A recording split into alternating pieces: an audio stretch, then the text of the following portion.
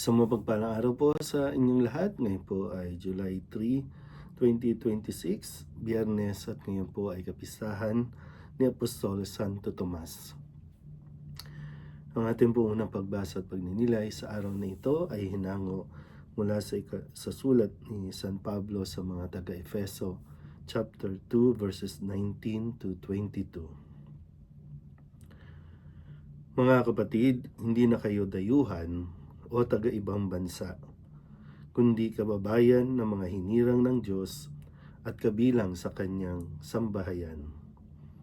Kayo'y itinayo rin sa saligan ng mga apostol at mga propeta na ang batong panulukan ay si Kristo Jesus.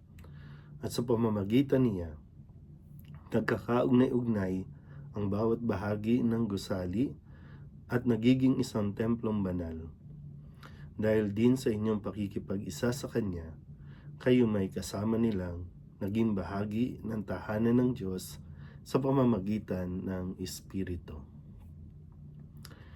Ang salita ng Diyos.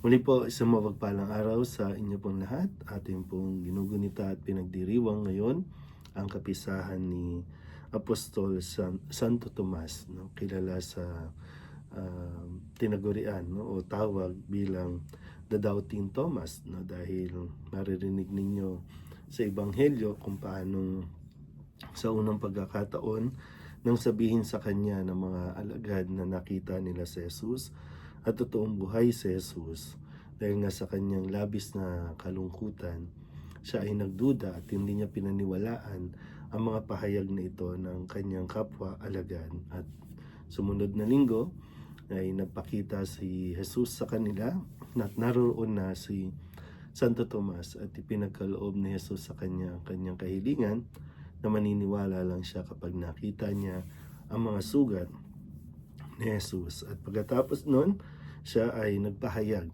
ng kabaligtaran na ng kanyang pagdududa, ang kabaligtaran ng takot ay ang kanyang pananampalataya nang sabihin niyang Panginoon ko at Diyos ko.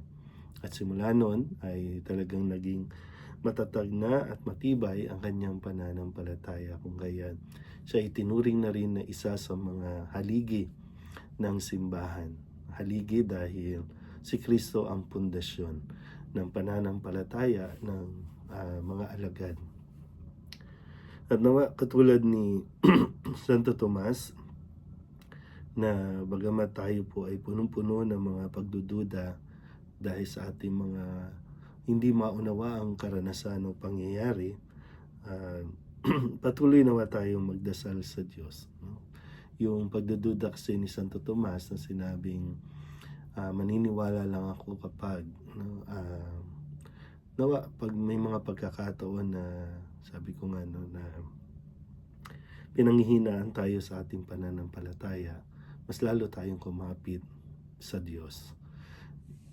Si Santo Tomas, bagamat nagdududa, pero yung makikita ninyo sa kwento, matapos sa isang linggo, siya ay kasama pa rin ng mga alagad, natitipon doon sa isang silid. So, ibig sabihin, kung may pagdududa man, hindi sagot yung paglayo, hindi sagot yung pag-isolate ng iyong sarili para malaman ang mga kasagutan. Manatili ka pa rin kasama ng iyong mga kasamahan, nang sa ganun ay mas lalo ka rin magabayan. Para bang sinamahan pa rin naman siya ng mga kaibigan niya, ng mga alagad.